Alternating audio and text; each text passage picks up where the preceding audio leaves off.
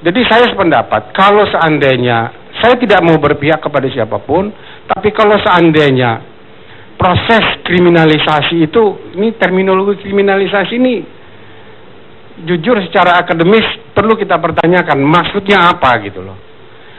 Ada yang melapor, kemudian disidik.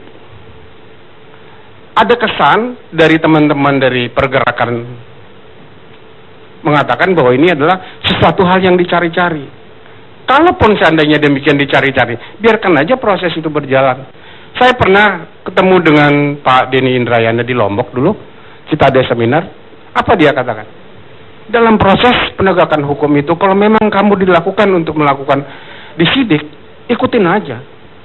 Ikutin aja. Beliau yang ngomong itu dalam sebuah seminar. Nah sekarang kenapa dia masuk ke sana kemari? Nah, pesan terakhir dari teman-teman tadi mengatakan begini, Pak Denny ini dan teman-teman ini kan selalu mengatakan kalau ada koruptor, kalau ada seseorang yang diduga melakukan tindak pidana korupsi, maka pembelanya pun menjadi koruptor. Saya khawatir nanti Denny Indrayana ini siapa yang bela, saya nggak tahu. Nggak tahu. Dari pergerakan ini apa dia yang bela nanti jadi koruptor ini.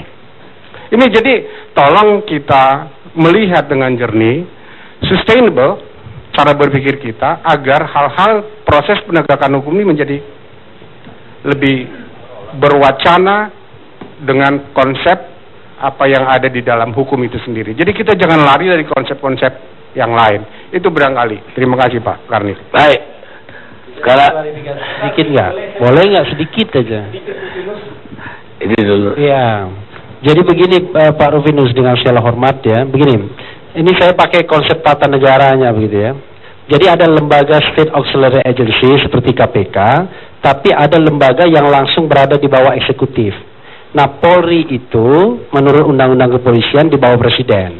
Jadi Presiden sebenarnya bisa melakukan intervensi tapi tidak langsung. Jadi bukan intervensi penegakan hukumnya. Jadi makanya kalau misalnya Presiden mau ada pesan kepada polisi mau begini-begini dan lain sebagainya, dia sampaikan kepada Kapolri, karena Kapolri itu bawahan dia. Nah Kapolri lalu kemudian nanti ke Bareskrim para penyidik dan lain sebagainya. Tetapi tidak boleh dia langsung intervensi pada KPK atau lembaga State Auxiliary Agency lainnya begitu. Saya kira itu saja klarifikasi. Terima kasih. Baik, saya kira ada juga terbatas jawab Haji Samsudin. Jadi dengar dulu Haji supaya sekalian ada jawab. Iya nanti Anda juga langsung lagi kalau Haji ngomong. Soalnya menyebut nama saya tadi. Iya ini jangan-jangan nyebut Anda juga. Jadi dua-dua aja kan. Saya baru kali ini lihat Pak Karni tegas. Berarti sama ini nggak tegas. Nggak, biasanya dikasih 1 menit. Oke lah 1 menit kan begitu. Tapi ini boleh lah. Ini 2015 ini boleh. Dan saya harapkan juga implikasi ini juga ke teman-teman baik itu di dalam struktur pemerintahan ataupun auxiliary state, outside of the states itu juga harus dilakukan begitu Pak Karni. Tadi disampaikan oleh teman-teman pembicara bahwa yang menjadi pertanyaan PLT ini mau kita pertahankan sampai 2015 kalau tidak ada percepatan daripada panitia seleksi. Di awal pada saat kita rapat dengan Komisi 3, kita menginginkan adalah percepatan dalam proses rekrutmen ini dengan menerbitkan Perpu tentunya, sehingga tidak terjadi PLT yang berkepanjangan sampai dengan Desember ini. Tapi kan ya namanya pemerintah dan punya kewenangan untuk itu, ya inilah yang terjadi, sehingga Perpu itu masuk dengan merubah struktur yang pertama mengenai usia dari 65 harusnya dirubah menjadi 69 ya, 69 sampai 70 dirubah gitu istilahnya.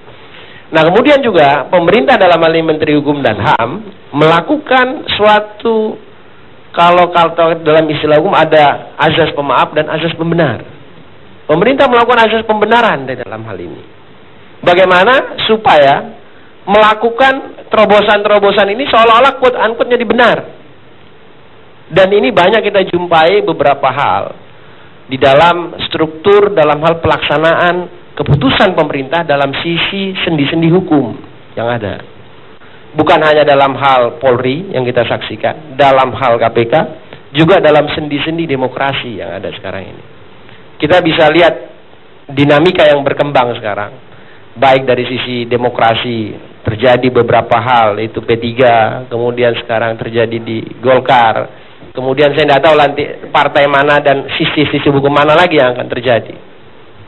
Karena apa? Kalau suatu kebijakan itu tidak beralaskan kepada azas hukum normatif dalam sudut pandang legal justice-nya, lebih mengedepankan kepada social justice-nya dalam mengambil kebijakan dan keputusan, memang kita bisa pastikan namanya pro dan kontra akan timbul. Sehingga tidak ada sustainable dalam penegakan hukum secara law enforcement-nya tadi. Nah, di dalam hal ini, bahwa pada saat Presiden mengirim nama Saudara Budi Gunawan kepada Presiden tanggal 9 Januari, secara legal justice terpenuhi. Hukum normatifnya terpenuhi.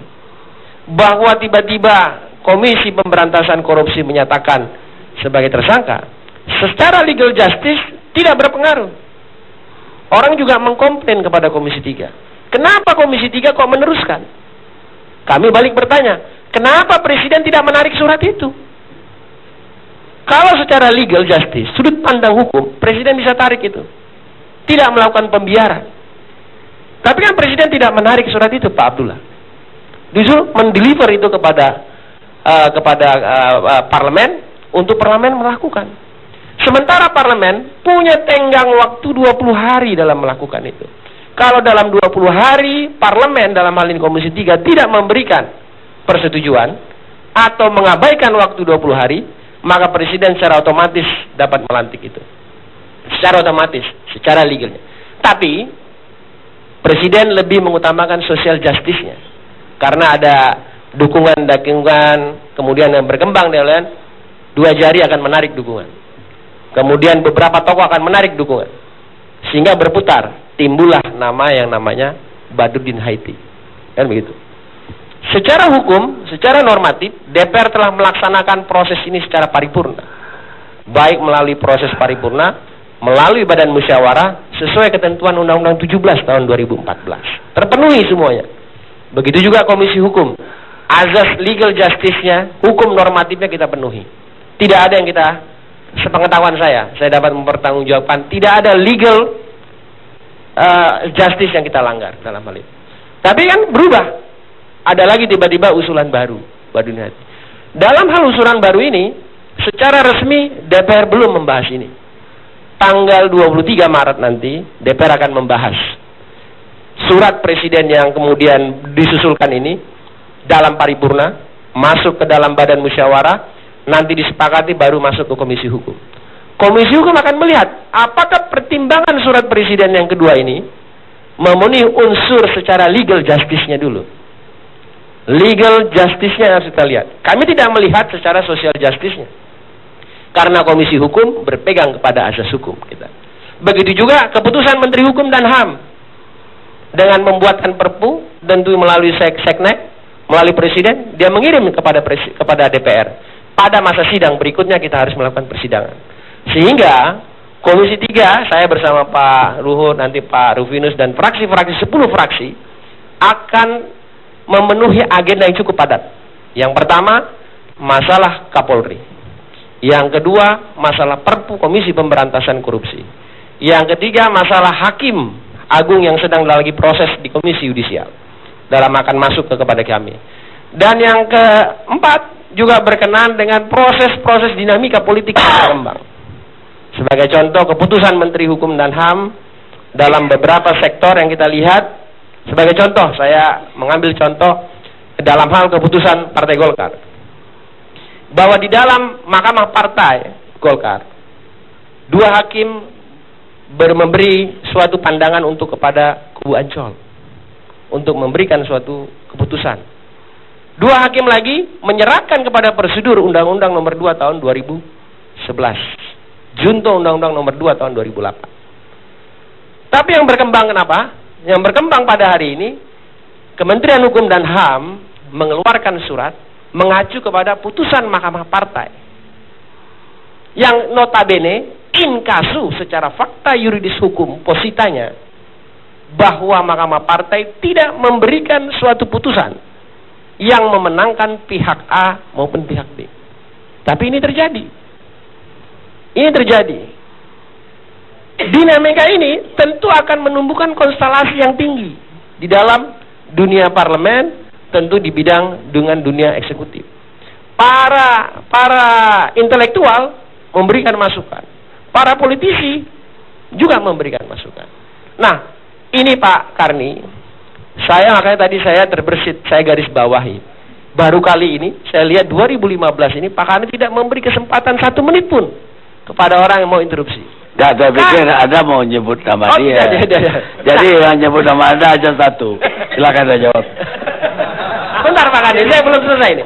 Sehingga Pak Karni, kalau ketegasan pemerintah dalam hal mengamandang suatu kebijakan itu secara legal justice, berpegang kepada legal justice, maka pandangan-pandangan hukum para intelektual dan politisi, dia akan tegak lurus. Tapi kalau berpandangannya lebih kepada social justice, terlebih aparat pembantu presidennya tidak mengambil suatu langkah secara legal justice, waktu akan berbicara nanti, saya khawatir. Oke, Bu Gajus. Iya. Saya beruntung kita dibuka tadi seorang budayawan. Salah satu definisi budaya adalah karya, karsa, dan cipta. Proses berpikir kita adalah produk daripada budaya. Saya ingin mengklarifikasi soal tadi pernyataan saudara Rupinis soal perjuangan ideologi. Bang Karni, saya takut nanti ada sesuatu yang imajinatif, tapi juga yang ilusi juga berbahaya. Saya diundang di sini adalah sebagai pengacaranya Bang Wijayanto. Saya nggak diundang di sini sebagai seorang ideolog. Mohon Rufinus memastikan ideologi apa. Tapi sebagai advokat Bang Karni, saya memang punya ideologi sampai detik ini. Saya mengambil jarak, tidak pernah mau membela seorang kasus tersangka di KPK. Itu adalah panggilan ideologi saya. Apa maksudnya adalah ideologi seperti itu? Sebab ini berbahaya. Sumpah saya adalah sebagai advokat. Yang kedua Pak Karni soal Victor. Anda nggak pernah mau atau belum pernah ada klien yang minta dibela? Yang saya tahu pernah gubernur, bahkan pernah datang, bahkan beberapa anggota DPR. Tapi pilihan sikap saya Pak Karni. Tapi kalau itu saya setuju. Tapi kalau ideologi lain, beliau harus mengklarifikasi. Soal Victor sebagai seorang lawyer, dia adalah yang menangkap klien saya. Ada 10 nama, saya harus bicara fakta. Victor tidak ada di sini ditunjuk sebagai penyidik. Tidak ada. Inilah, Bang Karni tolong lihat, tidak ada namanya si Victor. Jadi ini bukan bicara soal ilusi. Yang ketiga soal BG. Inilah tadi Bang Karni mengatakan soal penjudulan. Saya bilang, saya tidak mau bicara soal pribadi seseorang, saya bicara materi. Soal penyerahan kasus kepada BG. Tidak ada yang harus berani membantah soal itu. Jangan ada juga kita mengklaim kita yang paling benar. Saya menghargai produk budaya adalah proses berpikir. Tapi jangan juga kita merasa yang paling benar, apalagi sesat. Nah maksud saya, tolong saudara Rufinus memberikan penjelasan ideologi apa maksudnya menuduh saya memperjuangkan ideologi. Bahaya nanti tiba-tiba dibilang ideologi komunis dan lain-lain, saya bahaya. Anak polisi loh ini, anak mobrik ini. Saya tidak mau kualitas. Waktu ada 1 menit, Anda minta tadi kita istirahat sejenak. Terima kasih Bang Karni.